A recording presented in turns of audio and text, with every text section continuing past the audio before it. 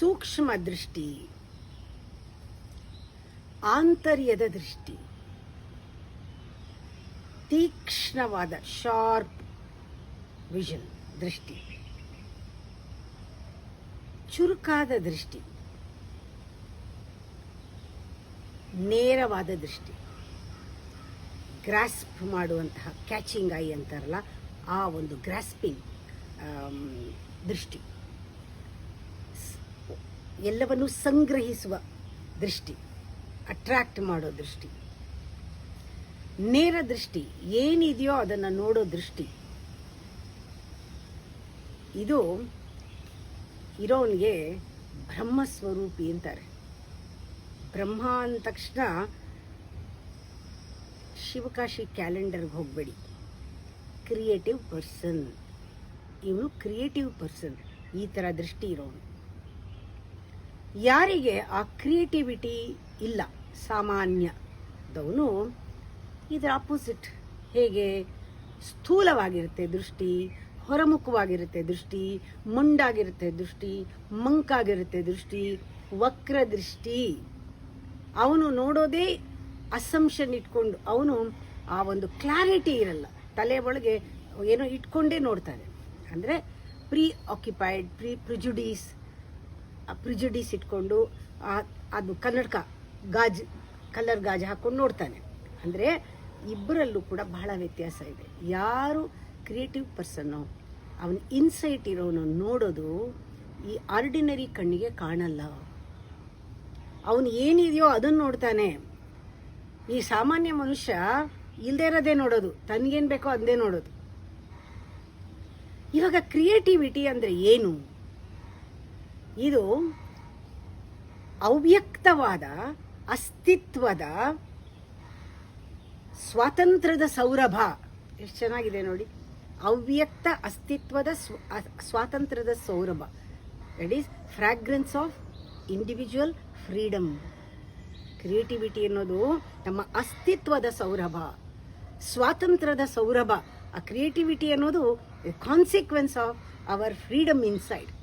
ಆ ಥರ ಕ್ರಿಯೇಟಿವಿಟಿ ಅಂದರೆ ಅರ್ಥ. ಸಾಮಾನ್ಯ ಮನುಷ್ಯನಿಗೆ ಅವನು ಅಸ್ತಿತ್ವ ಗೊತ್ತೇ ಇಲ್ಲ, ವ್ಯಕ್ತಿತ್ವ ಗೊತ್ತು ಅಷ್ಟೇ. ಬರೀ ವ್ಯಕ್ತಿ ಆಗಿದ್ರೆ ಅವನ ಸಂಕುಚಿತ ಮನಸ್ಸು, ಹೃದಯ ಉಪಯೋಗಿಸಲ್ಲ, ರೆಸ್ಪಾನ್ಸ್ ಇಲ್ಲ, ಬಹಳ ಮೀನ್ ಮೈಂಡೆಡ್, ನ್ಯಾರೋ ಮೈಂಡೆಡ್. ಅವನು ಇಷ್ಟೇ ಬುದ್ಧಿ ಉಪಯೋಗಿಸೋದು, ಅವನು ಏನು ಪೂರ್ತಿ ಕರೆಕ್ಟಾಗಿ ಕ್ಲಾರಿಟಿನ ನೋಡೋದಿಲ್ಲ. ಅಂದರೆ ಅವನಿಗೆ ಆ ವಿಷನ್ ಬಹಳ ಕಮ್ಮಿ. ಇಲ್ಲಿ ಬೇಕಾಗಿರೋದು ಏನು? ಆ ಫ್ರೀಡಮ್ ಇದೆಯಲ್ಲ, ಆಂತರ್ಯದ ಒಂದು ಸ್ವಾತಂತ್ರ್ಯ. ಆ ಫ್ರೀಡಮ್ನಲ್ಲಿ, ಆ ಸ್ವಾತಂತ್ರ್ಯದ ಸಾರದಲ್ಲಿ ಅರಳಬೇಕು ಹೃದಯ. ಎಲ್ಲರದು ಆ ರೀತಿ ಸ್ವಾತಂತ್ರ್ಯದ ಸಾರದಲ್ಲಿ ಅರಳಿಬಿಟ್ರೆ, ಸಮಾಜ ಎಲ್ಲರೂ ಇಂಡಿವಿಜುವಲ್ ಆಗಿಬಿಟ್ರೆ, ಆ ವ್ಯಕ್ತಿತ್ವ ಬಿಟ್ಟು, ಪರ್ಸನಾಲಿಟಿ ಬಿಟ್ಟು ಇಂಡಿವಿಜುವಾಲಿಟಿ ಬಂದ್ಬಿಟ್ರೆ ಸತ್ಯಯುಗ ಖಂಡಿತ ಆಗುತ್ತೆ. ವಿಷನ್ ಚೇಂಜ್, ದೃಷ್ಟಿಕೋನ ಬದಲಾವಣೆಯಿಂದ ಸತ್ಯಯುಗವೇ ಸೃಷ್ಟಿಯಾಗ್ಬಿಡುತ್ತೆ. ಕೇವಲ ದೃಷ್ಟಿಕೋನದಿಂದ, ಸ್ಥೂಲ ದೃಷ್ಟಿಯಿಂದ ಸೂಕ್ಷ್ಮ ದೃಷ್ಟಿಗೆ, ಆಂತರ್ಯದ ದೃಷ್ಟಿಗೆ ಬರಬೇಕು, ಹೊರದೃಷ್ಟಿಯಿಂದ ಮನುಷ್ಯ ವ್ಯಕ್ತಿತ್ವದಿಂದ ಅಸ್ತಿತ್ವಕ್ಕೆ ಬರಬೇಕು. ಇಷ್ಟೇ ಆಗಬೇಕಾಗಿರೋದು, ಸಣ್ಣ ಶಿಫ್ಟ್ ಆಗಬೇಕು ಹೆಡ್ ಟು ಹಾರ್ಟ್. ಆದರೆ ಎಲ್ಲ ಧರ್ಮಗಳು ಏನು ಹೇಳುತ್ತೆ? ಯಾರೋ ಒಬ್ಬ ಡಿಟೆಕ್ಟಿವ್ ಕೂತಿದ್ದಾನೆ, ನಿಮ್ಮನ್ನು ನೋಡ್ತಾ ಇದ್ದಾನೆ, ನೀವು ಮಾಡ್ತಾ ಇರೋದು ಗಮನಿಸ್ತಾ ಇದ್ದಾನೆ, ನೀವು ಕೆಟ್ಟದ್ದು ಮಾಡಿದ್ರೆ ನಿಮ್ಮ ನರ್ಕಕ್ಕೆ ಹೋಗೋಕ್ಕೆ ಲೆಕ್ಕ ಇಟ್ಟಿದ್ದಾನೆ, ಸ್ವರ್ಗಕ್ಕೆ ಹೋಗ್ತಾನೆ. ಇದೆಲ್ಲನೂ ಬಾಲಿಶ ಅನ್ಸಲ್ವ? ಯಾರ ದೃಷ್ಟಿ ನಮ್ಮ ಮೇಲೆ ಬೀಳಬೇಕು? ನಮಗೇ ಗೊತ್ತಾಗಬೇಕು. ಸ್ಥೂಲ ದೃಷ್ಟಿಯಿಂದ ಸೂಕ್ಷ್ಮ ದೃಷ್ಟಿಗೆ, ಒಳದೃಷ್ಟಿಗೆ ನಾನು ಪ್ರಯಾಣ ಮಾಡಬೇಕು. ಆಗ ನನ್ನಲ್ಲೇ ಒಂದು ಪರಿವರ್ತನೆ ಆಗುತ್ತೆ ಅಂತ ನಮಗೆ ಗೊತ್ತಾಗಬೇಕು. ಇದಕ್ಕೆ ಏನು ಮಾಡಬೇಕು? ಇದಕ್ಕೆ ಒಂದೇ ಒಂದು ಮಾಡೋದು, ಕ್ರೌಡ್ ಮೈಂಡ್ ಅಂತಿದೆ. ಅಂದರೆ ಇದು ಸಾಮೂಹಿಕ ಒಪಿನಿಯನ್, ಇದು ಮಾಸ್ ಒಪಿನಿಯನ್ ಮೇಲೆ ಕೆಲಸ ಮಾಡೋದು. ನಮ್ಮದೇ ಸ್ವಂತ ಅಭಿಪ್ರಾಯ ಇಲ್ಲ, ಗ್ರೂಪ್ ಮೇಲೆ ಕೆಲಸ ಮಾಡೋದು. ಆಮೇಲೆ ಎರಡನೇದು, ಇದಕ್ಕೆ ಹೇಳ್ತಾರೆ ಮಾಸ್ ಸೈಕಾಲಜಿ, ಕ್ರೌಡ್ ಸೈಕಾಲಜಿ. ಇದು ಕಲೆಕ್ಟಿವ್ ಸೈಕಾಲಜಿ ಅಂತ. ಈ ಕಲೆಕ್ಟಿವ್ ಸೈಕಾಲಜಿಯಿಂದ ನಾವು ಹೊರಗೆ ಬರಬೇಕು. ಕಲೆಕ್ಟಿವ್ ಸೈಕಾಲಜಿಯಿಂದ ಹೊರಗೆ ಬಂದಾಗ ನಾವು ಪರಿಪೂರ್ಣ ಆಗ್ತೀವಿ. ಇಂಡಿವಿಜುವಲ್ ಅಂದ್ರೆ ಏನು? ಪರಿಪೂರ್ಣ ಮತ್ತು ಸ್ವತಂತ್ರ, ಇಂಡಿವಿಜುವಲ್ ಫ್ರೀಡಮ್ ಆ್ಯಂಡ್ ಕಂಪ್ಲೀಟ್ನೆಸ್. ಪ್ರತಿಯೊಬ್ಬರೂ ಕೂಡ ಇಂಡಿವಿಜುವಲ್ ಆಗಬೇಕು, ವ್ಯಕ್ತಿಯಿಂದ ಶಕ್ತಿ ಆಗಬೇಕು, ಪರಿಪೂರ್ಣ ಆಗಬೇಕು, ಸ್ವತಂತ್ರವಾಗಿರಬೇಕು. ಹಾಗಾಗಬೇಕಾದ್ರೆ ಕ್ರೌಡಿಂದ ಆಚೆ ಬರಬೇಕು. ಪ್ರಾರಂಭದಲ್ಲಿ ಕ್ರೌಡಿಂದ ಆಚೆ ಬರೋದು ಕಷ್ಟ, ನನ್ನ ಅನುಭವದಲ್ಲೇ ಹೇಳ್ತೀನಿ. ಯಾಕೆಂದ್ರೆ ಆಚೆ ಬಂದು ಒಬ್ಬನೇ ನಿಂತ್ಕೊಳ್ಳೋದು ಜೀವನದಲ್ಲಿ ಕಷ್ಟ. ನಮಗೆ ಭಯ ಪ್ರಾರಂಭದಲ್ಲಿ. ಎಲ್ಲರೂ ಏನು ಅನ್ಕೋತಾರೋ, ಇಲ್ಲಿ ಏನು ಆಗಬಹುದು, ಕ್ರೌಡಿಂದ ನೀವು ಆಚೆ ಬಂದ್ರೆ ಏನಾಗಬಹುದು? ನಿಮಗೆ ಮನ್ನಣೆ ಕೊಡದೇ ಇರಬಹುದಾ? ಪರವಾಗಿಲ್ಲ. ನಿಮಗೆ ಗೌರವ ಕೊಡ್ಲಿಲ್ವಾ? ಚಿಕ್ಕ ಚಿಕ್ಕ ಮನಸ್ಸುಗಳು ಇವೆಲ್ಲ ಕಲೆಕ್ಟಿವ್ ಮೈಂಡ್ ಅಲ್ಲಿ ಇರೋದು. ಮೀನ್ ಮೈಂಡೆಡ್ ಪೀಪಲ್ ಟುಗೆದರ್ ದೊಡ್ಡ ಕೆಲಸ ಮಾಡಕ್ ಹೋಗಿದ್ದಾರೆ, ಮಾಡಕ್ ಸಾಧ್ಯ ಇಲ್ಲ. ನಿಮಗೆ ಗೌರವ ಕೊಡ್ಲಿಲ್ವಾ ಚಿಕ್ಕ ಚಿಕ್ಕ ಮನಸ್ಸಿನವರೆಲ್ಲ? ಪರವಾಗಿಲ್ಲ. ಈವನ್ ಚಿಕ್ಕ ಚಿಕ್ಕ ಮನಸ್ಸದವ್ರು ನಿಮ್ಗೆ ಕೆಟ್ಟದನ್ನು ಬಯಸಿದ್ರೆ ಇಟ್ಸ್ ಓಕೆ, ಪರವಾಗಿಲ್ಲ. ಯಾವಾಗ ನಿಮಗೆ ಮನ್ನಣೆ ಮತ್ತೆ ಪುರಸ್ಕಾರ, ಸನ್ಮಾನ, ಈ ಗೌರವ, ಇದೆಲ್ಲನೂ ಅಪ್ರಿಸಿಯೇಷನ್ನು, ಬೇರೆಯವರು ಪ್ರಶಂಸೆ ಏನು ನಿಮಗೆ ಎಲ್ಲ ಬೇಡ, ತ್ಯಜಿಸಿದಾಗ ಮಾತ್ರ ಆ ಧೈರ್ಯ ಇದ್ರೆ ನೀವು ಹೊರಗಡೆ ಬರಕ್ ಸಾಧ್ಯ.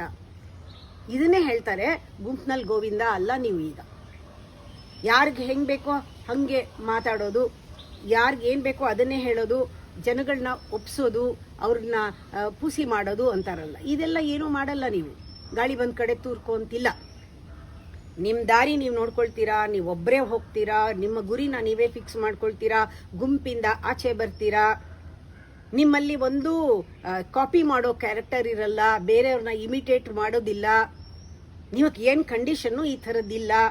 ನೀವು ನೀವಾಗೇ ನಿಮ್ಮ ಕಾಲ್ ಮೇಲೆ ನೀವು ನಿಂತ್ಕೋತೀರ. ಇದು ಇಂಡಿವಿಜುವಲ್ ಪರ್ಸನ್ಗೆ, ಒಂದು ಕಲೆಕ್ಟಿವ್ ಮೈಂಡ್ ಇರೋ ಪರ್ಸನ್ಗೆ ಇರೋ ವ್ಯತ್ಯಾಸ. ಇದು ಪ್ರತಿಯೊಬ್ಬರೂ ಇಂಡಿವಿಜುವಲ್ ಆಗಬೇಕು, ಪರಿಪೂರ್ಣ ಆಗಬೇಕು, ಸ್ವಾತಂತ್ರ್ಯ ಆಗಬೇಕು. ಇದು ನಿಜವಾಗ್ಲೂ ಸತ್ಯಯುಗಕ್ಕೆ ನಾಂದಿ ಆಗುತ್ತೆ. ಕ್ರಿಯೇಟಿವ್ ಪರ್ಸನ್ ಅಂದರೆ ಒಂದು ಪೊಯಮ್ ಬರೆದ್ಬಿಟ್ರೆ ಅವನು ಕ್ರಿಯೇಟಿವ್ ಪರ್ಸನ್ ಅಲ್ಲ. ಒಂದು ಪೇಂಟಿಂಗ್ ಮಾಡಿಬಿಟ್ರೆ ಕ್ರಿಯೇಟಿವ್ ಪರ್ಸನ್ ಅಲ್ಲ. ಅಥವಾ ಏನೋ ಒಂದು ಬಿಲ್ಡಿಂಗ್ ಕಟ್ಬಿಟ್ರೆ ಕ್ರಿಯೇಟಿವ್ ಪರ್ಸನ್ ಅಲ್ಲ. ಕ್ರಿಯೇಟಿವ್ ಪರ್ಸನ್ಗೆ ಅವನು ವ್ಯವಹಾರ, ವ್ಯಾಪಾರ, ಆಮೇಲೆ ತರ್ಕ, ಈ ಥರ ಲೆಕ್ಕಾಚಾರ ಈ ತಲೆ ಇರಲ್ಲ ಅವನಿಗೆ. ಅವನು ಹೃದಯದಲ್ಲಿ ಅವನಿಗೆ ಭಾವನೆಗಳು ಅರಳಿರುತ್ತೆ. ಪ್ರೀತಿ, ಪ್ರೇಮ, ದಯೆ, ಕರುಣೆ ಇವೆಲ್ಲವೂ ಅವನ ಸ್ವಭಾವ ಆಗಿ ಇರುತ್ತೆ. ಅಂಥ ಕ್ರಿಯೇಟಿವ್ ಪರ್ಸನ್ ಜೀವನನೇ ಕಾವ್ಯ, ಜೀವನನೇ ನಾಟಕ, ಜೀವನನೇ ನೃತ್ಯ, ಜೀವನನೇ ಸಂಗೀತ, ಅವನ ಜೀವನನೇ ಅದಾಗ್ಬಿಟ್ಟಿರುತ್ತೆ. ಅವನು ಎಲ್ಲ ಡೈಮೆನ್ಷನ್ನಲ್ಲಿ ಜೀವನ ಮಾಡ್ತಾನೆ. ಅಂದರೆ ಅರಿವು, ಎಚ್ಚರದಲ್ಲಿರ್ತಾನೆ. ಅರಿವಲ್ಲಿದ್ದಾಗ ಎಲ್ಲ ಆಯಾಮಗಳಲ್ಲೂ ಅವನು ಕೆಲಸ ಮಾಡ್ತಾನೆ. ಅವನ ಕರ್ತವ್ಯದಲ್ಲೂ ಅವನಿಗೆ ಅರಿವಿದೆ, ಅವನ ಭಾವನೆಗಳಲ್ಲೂ ಅರಿವಿದೆ, ಅವನ ಆಲೋಚನೆಗಳಲ್ಲೂ ಅರಿವಿದೆ, ಅವನ ಚಿಂತನೆನಲ್ಲಿ ಅರಿವಿದೆ. ಈ ರೀತಿ ಒಬ್ಬ ಇಂಡಿವಿಜುವಲ್ ವ್ಯಕ್ತಿಯಿಂದ ಒಂದು ಇಂಡಿವಿಜುವಲ್ಗೆ ಅಂದರೆ ಪರ್ಸನಾಲಿಟಿಯಿಂದ ವ್ಯಕ್ತಿತ್ವಕ್ಕೆ ಚೇಂಜ್ ಆದರೆ, ಒಂದು ಸಮಾಜದಲ್ಲಿ ಎಲ್ಲರೂ ಹಾಗಿದ್ರೆ, ಒಂದು ಗುಂಪಲ್ಲಿ ಅಲ್ಲಿ ಗೋಡೆಗಳಿರಲ್ಲ. ಕಾಮನ್ ವರ್ಲ್ಡ್, ಕಾಮನ್ ಅಂಡರ್ಸ್ಟ್ಯಾಂಡಿಂಗ್, ಅಲ್ಲಿ ಸಂಘರ್ಷಣೆ ಇರಲ್ಲ. ಒಬ್ಬರೊಬ್ಬರು ಹೆಲ್ಪ್ ಮಾಡ್ತಾರೆ, ಸಪೋರ್ಟ್ ಮಾಡ್ತಾರೆ, ಪ್ರೀತಿಯಿಂದ ಇರ್ತಾರೆ. ಇದು ನಿಜವಾಗ್ಲೂ ರಾಮರಾಜ್ಯ ಆಗಬೇಕಾದ್ರೆ ಎಲ್ಲರೂ ಇಂಡಿವಿಜುವಲ್ ಆಗಬೇಕು, ಎಲ್ಲರೂ ಕೂಡ ಒಬ್ರಿಗೊಬ್ರು ಸಪೋರ್ಟ್ ಮಾಡ್ತಾರಾಗ ಆ ಪರ್ಸನಾಲಿಟಿ ಬಹಳ, ಅದು ಒಂದು ಬಹಳ ಸಂಕುಚಿತ ಒಂದು ವ್ಯಕ್ತಿತ್ವ. ಅದರಿಂದ ಹೊರಗೆ ಬರೋದೇನೆ ನಿಜವಾದ ಒಂದು ಇಂಡಿವಿಜುವಾಲಿಟಿ, ಕ್ರಿಯೇಟಿವಿಟಿ ಅಂತ ಹೇಳ್ತಾರೆ. ಈಗ ನಾವು ನೋಡಬೇಕಾದ್ರೆ ಇಂಡಿವಿಜುವಲ್ ಅಂದರೆ ಏನು? ಇಂಡಿವಿಜುವಲ್ ಅಂದರೆ it's he is A complete hole combination of his body, mind ಮತ್ತು ಹಾರ್ಟ್ ಆ್ಯಂಡ್ ಸೋಲ್ ಅಂತಾರೆ. ಈ ನಾಲ್ಕು ಅಂದರೆ ಏನು? ಅವನಲ್ಲಿ ಒಂದು ಸಮಾಗಮ ಆಗಿರುತ್ತೆ. ಏನು? Instincts of the body, intellect of the mind, intuition of the heart, integrity, ಎಲ್ಲ ಒಟ್ಟಿಗೆ ಇರೋದು. ಅವನು ಯಾವತ್ತೂ ಎಲ್ಲವನ್ನೂ ಕೂಡ ಒಂದು ಹಾರ್ಮೋನಿನಲ್ಲಿ ಇಟ್ಕೊಂಡಿರ್ತಾನೆ.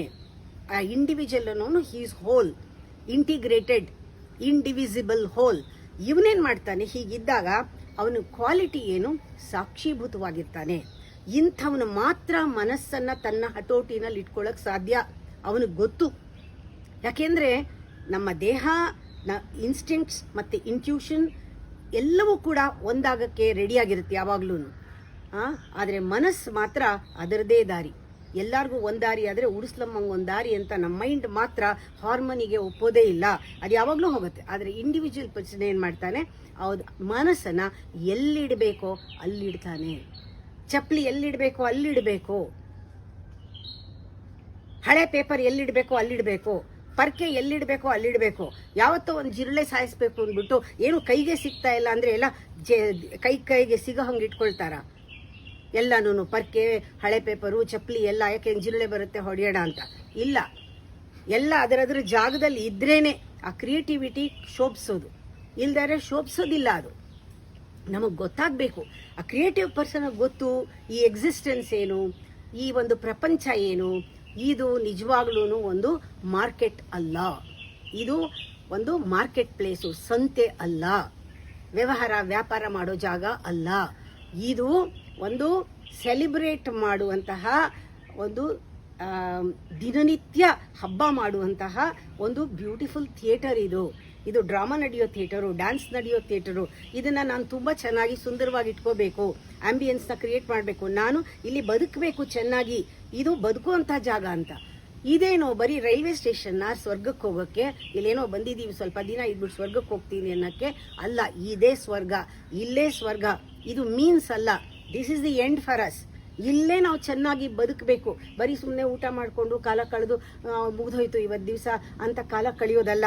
ಇಲ್ಲಿ ಜೀವನನ ಹಾಡು ಮಾಡಿ, ನಾಟಕ ಮಾಡಿ, ಇದನ್ನು ಜೀವನನ ಒಂದು ಔತಣ ಮಾಡಬೇಕು ಇಲ್ಲಿ. ಅಂಥ ಜಾಗ ಇದು. ಎಷ್ಟೋ ಜನ ನನ್ನ ಬಂದು ಕೇಳ್ತಾರೆ, ನನ್ನ ಜೀವನದಲ್ಲಿ ಏನೋ ಒಂದು ಆದರ್ಶ ಇಟ್ಕೋಬೇಕು ಅಂತಿದ್ದೀನಿ, ಏನೋ ಮಾಡಬೇಕು ಅಂತಿದ್ದೀನಿ, ಹಾಗಾಗಬೇಕು, ಸಮಾಜಕ್ಕೆ ಅದು ಮಾಡಬೇಕು, ಇದು ಮಾಡಬೇಕು ಅಂತ. ಆ ಥರದವ್ರು ಏನೂ ಮಾಡೋಕ್ಕಾಗಲ್ಲ.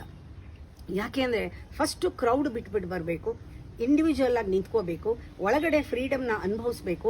ಅಂಥವ್ನಿಗೆ ಏನು ಬೇಕಾದರೂ ಮಾಡ್ತಾನೆ, ಅಂಥವ್ನಿಗೆ ಏನು ಬೇಕಾದ್ರೂ ಮಾಡೋಕ್ಕಾಗತ್ತೆ. ನಾ ಹೇಳೋದು ಇದು ಆಗತ್ತೆ ನಿಮ್ಮ ಕೈನಲ್ಲಿ. ಮೊದಲು ನೀವು ನಿಮ್ಮಲ್ಲೇ ಒಂದು ಯೋಗ್ಯತೆಯನ್ನು ಸಂಪಾದಿಸ್ಕೊಳ್ಳಿ, ನಿಮ್ಮ ಮೂಲಕ ಆಗುತ್ತೆ. ನೀವೇನು ಕನಸಿಟ್ಕೋಬೇಡಿ. ಅಲ್ಲಿ ತನಕ ಏನೋ ಮ್ಯೂಸಿಕ್ ಕಲಿಯೋದು, ಏನೋ ಒಂದು ಎಂಜಾಯ್ ಮಾಡಿ, ಒಂದು ಹೆಸರು ಬರಬೇಕು ಅಂತ ಮಾಡಬೇಡಿ. ಅಟ್ಲೀಸ್ಟ್ ಒಂದು ಹಸಿರಾಗಲಿ, ಒಂದು 4 ಗಿಡ ಹಾಕಿ ಅದರಲ್ಲಿ ನಿಮ್ಮ ಹೆಸರನ್ನ ಒಂದು 4 ಹೂ ಬರಲಿ ಫಸ್ಟು. ಅಷ್ಟು ಕ್ರಿಯೇಟಿವ್ ಆಗಿ ಸಾಕು ಅಂತ ಹೇಳ್ತೀವಿ.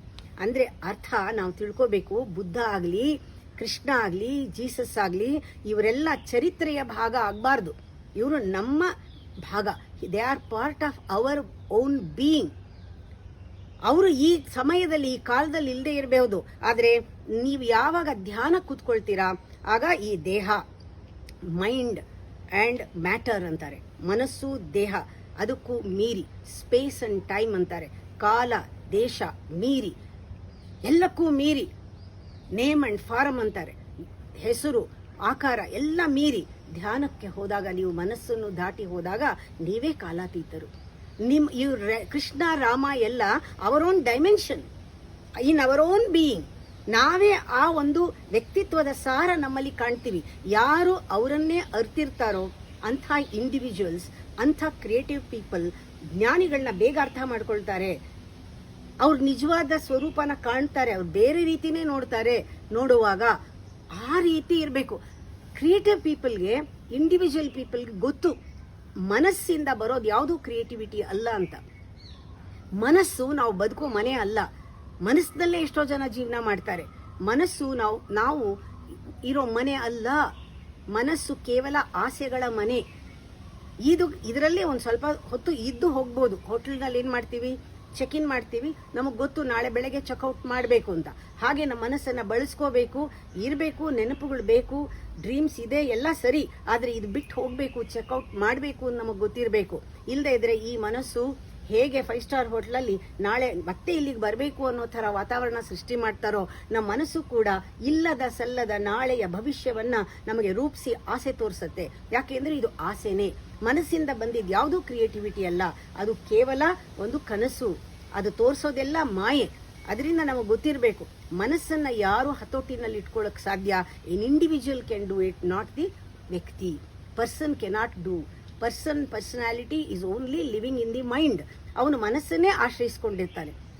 ಇವಾಗ ಬುದ್ಧನ ಟೀಚಿಂಗ್ ಇರ್ಬೋದು, ಕೃಷ್ಣನ ಟೀಚಿಂಗ್ ಇರ್ಬೋದು, ಎಲ್ಲನೂ ಮನಸ್ಸಿಗೆ ಹೊಟ್ಟೋದ್ರೆ ಬರೀ ಅದೊಂದು ಅಲ್ಲಿ ಕೂತಿರುತ್ತೆ ಮೆಮೊರಿಯಾಗಿ, ಅದು ಪ್ರಯೋಜನ ಆಗೋದಿಲ್ಲ. ಆ ವ್ಯಕ್ತಿತ್ವಗಳೆಲ್ಲ ನಮ್ಮೊಳಗೆ ಪರ್ಕ್ಯುಲೇಟ್ ಆಗಿ ಇಳಿಬೇಕಾದ್ರೆ ಎದ್ದೇಳಬೇಕು. ಅದಕ್ಕೆ ಅದು ಬುದ್ಧ ಎಲ್ಲೂ ಉಪದೇಶವನ್ನು ಕೊಡಲಿಲ್ಲ, ಅವನು ಎಚ್ಚರ ಮಾಡ್ದ ಎಲ್ಲಾರನ್ನೂ. ಅದರಿಂದ ನನ್ನ ಲೆಕ್ಚರ್ಸ್ನಲ್ಲೆಲ್ಲ ಬರೀ ನಾನು ಹೇಳೋದು ಉಪದೇಶ ಅಥವಾ ಅಡ್ವೈಸು ಅಥವಾ ರೂಲ್ಸ್ ಆ್ಯಂಡ್ ರೆಗ್ಯುಲೇಷನ್ ಹೇಳೋದೇ ಇಲ್ಲ, ಎದ್ದೇಳಿ ಎದ್ದೇಳಿ ಅಂತೀನಿ. ಹೃದಯ ಮುಟ್ಟಿಸ್ಬೇಕು, ಆವಾಗಲೇ ಎಚ್ಚರಿಕೆ ಆಗಕ್ಕೆ ಸಾಧ್ಯ. ಹೀಗೆ ಪ್ರತಿಯೊಬ್ಬರಿಗೂ ಕೂಡ ನಾನು ಹೇಳಿದ ಮಾತು ಹೃದಯಕ್ಕೆ ತಲುಪಿ ಹೃದಯ ಮುಟ್ಟಿದ್ರೆ ಎಷ್ಟೋ ಸಾರ್ಥಕ ಆಗುತ್ತೆ. ಇದು ಅಡ್ವೈಸ್ ಮಾಡಿ ನಾವು ಕೈಲಿ ಕೋಲಿಟ್ಕೊಂಡು ಇದನ್ನು ಪರಿವರ್ತನೆ ಮಾಡೋಕ್ಕಾಗಲ್ಲ. ಪ್ರತಿಯೊಬ್ಬ ವ್ಯಕ್ತಿಯನ್ನು ಒಂದು ಶಕ್ತಿಯನ್ನಾಗಿ, ಒಂದು ಅವ್ಯಕ್ತವಾದ ಒಂದು ಅಸ್ತಿತ್ವವನ್ನು ಕಾಣೋ ಹಾಗೆ ತನ್ನಲ್ಲೇ ರೂಪಿಸ್ಕೊಳ್ಳೋಂಥ ಇಂಡಿವಿಜುವಾಲಿಟಿ ಬಂದ್ಬಿಟ್ರೆ ನಿಜವಾಗ್ಲೂ 10 ಜನ ಇಂಡಿವಿಜುವಲ್ ಜೊತೆಗಿದ್ರೆ ಬೇಕಾದಷ್ಟು ಮಹತ್ತರವಾದ ಕೆಲಸಗಳು ನಡೆಯುತ್ತೆ. ಅದೇ ಸಣ್ಣ ಮನಸ್ಸಿನವರು, ಕ್ರೌಡ್ ಮೈಂಡು, ಒಂದು ಒಪಿನಿಯನ್ ಮೇಲೆ ಎಲ್ಲರೂ ಡಿಪೆಂಡ್ ಆಗಿದ್ದರೆ ಯಾವ ಕೆಲಸನೂ ನಡೆಯಲ್ಲ. ಈ ಕ್ರೌಡ್ ಪೀಪಲ್, ಮಾಸ್ ಪೀಪಲ್, ಈ ಗುಂಪಿಂದ ಹೊರಗಡೆ ಬರೋದೇ ಫಸ್ಟ್.